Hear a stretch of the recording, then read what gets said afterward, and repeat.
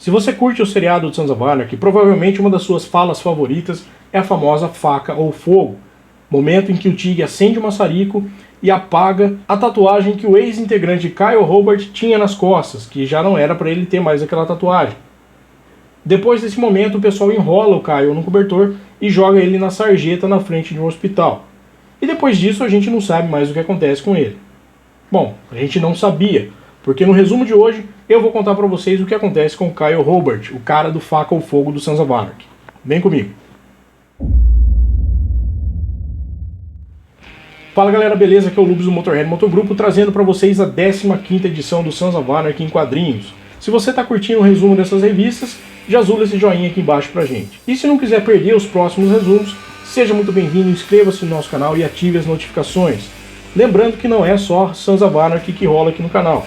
A gente tenta trazer para você aqui toda segunda-feira algum conteúdo relacionado ao motoclubismo em geral. Eu agradeço de coração o apoio que vocês têm dado pro canal. Bora pro vídeo. Tudo começa com o furto do carro da Gemma. Ela foi no mercado fazer algumas compras e a hora que ela sai o carro dela não tá mais lá. Ela chega na sede do Sons of Anarchy, metendo o pé na porta e contando pro Jax o que aconteceu, falando que ele precisa fazer alguma coisa.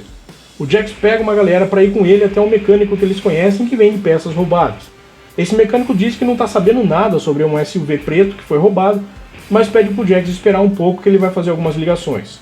Assim que o mecânico consegue a informação, ele passa pro Jax o endereço de uma outra oficina e, para espanto de todo mundo, quando o Jax chega naquela oficina, quem é o responsável? Kyle fucking Hobart, o cara do faca ou fogo. Ao ser questionado sobre o SUV preto, o Kyle disse que realmente estava lá, mas que ele não fazia ideia que era da Gemma, que tinha sido só um moleque que tinha levado o carro para ele lá. O Juice viu que ele tinha começado a desmontar o carro, mas o Kyle falou pro Jax que se ele der uma hora e meia, ele monta de novo e o pessoal pode ir embora dali dirigindo. Só que o Jax quer saber quem foi que trouxe o carro. O Kyle tenta desconversar, falando que ele não conhece o moleque que levou o carro para ele, que aparece ali só de vez em quando, mas que assim que ele voltasse na oficina, ele ia ligar pro Jax para avisar que ele estava lá. É claro que o Jax não é trouxa o suficiente a ponto de acreditar que o Kyle faria um negócio desse tipo com uma pessoa que ele não conhece. Então ele insiste em querer saber quem foi que levou o carro para lá. E o Kyle insiste em ser evasivo, falando que quando o moleque aparecer por lá, ele vai se certificar que ele nunca mais roube nenhum carro dentro de Charming, que é só um moleque idiota. Aí o papo começa a ficar mais sério e o Jax começa a ficar puto. Ele chega a dizer pro Kyle que alguém precisa pagar por aquilo. Que se ele não falar pro Jax quem é o moleque que levou o carro lá, seria o próprio Kyle que ia sofrer as consequências. Depois de um tempo, o Jax volta para dentro da oficina e o Kyle fala que ele já está quase terminando de montar o carro. Mas o Jax insiste em saber o nome da pessoa que trouxe o carro pro Kyle.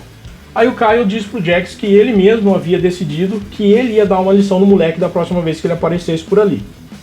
E o Jax fala: meu amigo, não é assim que funciona. Se alguém rouba alguma coisa do Sans, os Sans que vão cuidar do assunto. O Kyle diz que isso não ia rolar, que o moleque confia nele e que ele não ia abandonar o seu pessoal. Ele já tinha feito isso uma vez com o Ope e ele não ia deixar isso acontecer de novo. Só que quando ele toca no nome do Ope, o Jax fica putaço. Ele fala que ele não tem o direito nem de mencionar o nome do Ope. E o Kyle, também já ficando meio puto com aquela conversa, fala que quando ele deixou o Ope na mão, pelo menos o Ope ainda estava vivo. Rapaz do céu, aí o Jax tenta morder a própria orelha e fala: vem falar isso na minha cara, véio. Repete se for homem. A partir desse momento a conversa começa a chegar num ponto que já não tem mais volta. O Kyle começa a jogar umas verdades na cara do Jax.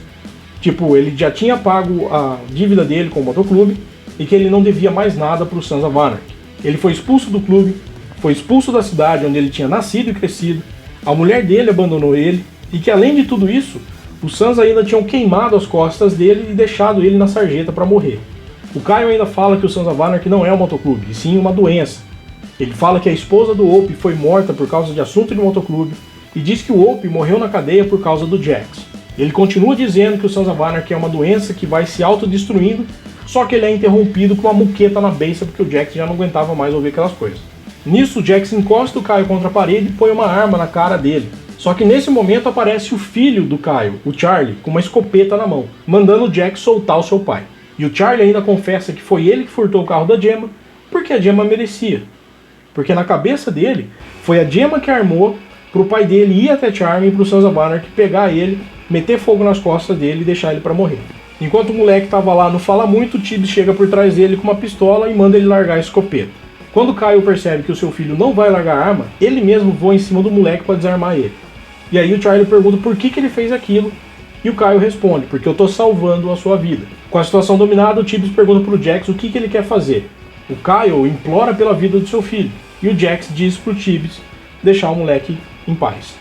Então ele manda o Juice buscar o reboque e fala pro Tig ir junto com o Juice, porque eles vão terminar de montar o carro lá na Teller Morrow. O Jax volta para dentro da oficina e fala pro Kyle que se ele pisasse em Charming de novo, ele ia voltar para terminar aquilo lá que ele tinha começado. E se virando pro filho dele, Charlie, ele fala que ele entende o que o moleque estava fazendo e que se fosse ele no lugar do Charlie, ele faria a mesma coisa. Só que é para ele nunca mais apontar uma arma para algum membro do Sons of Anarchy, porque geralmente quem aponta uma arma pro Jax acaba morto. E aí o moleque vai falar alguma coisa, tipo, tô pouco me lixando pro seu motoclube, e o Jax fala, moleque, segura sua onda, porque você não sabe a sorte que você tá tendo aqui agora. Nisso ele manda o moleque sair de lá porque ele precisa conversar com o Kyle sozinho.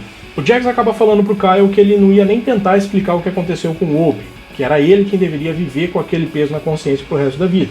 Só que também não era justo o Kyle ficar jogando na cara dele um monte de coisa sobre o Sons of Anarchy, sendo que o filho dele, o Charlie, estava indo pro mesmo caminho. Então, já que ele queria ser tão melhor que o Sons of Anarchy, ele deveria fazer as coisas diferentes.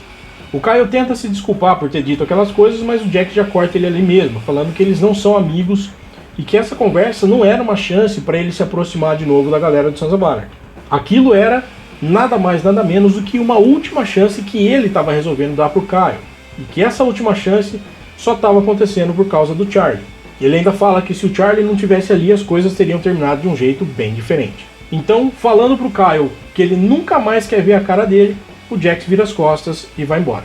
Quando ele está saindo da oficina, o Tibbs pergunta se está tudo bem, e o Jax responde que sim, que ao ver aquele olhar na cara do Charlie, ele seria incapaz de viver com o peso daquela morte na consciência dele.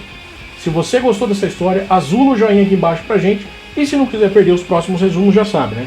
Inscreva-se no nosso canal, ative as notificações, e eu vejo você semana que vem. Tchau!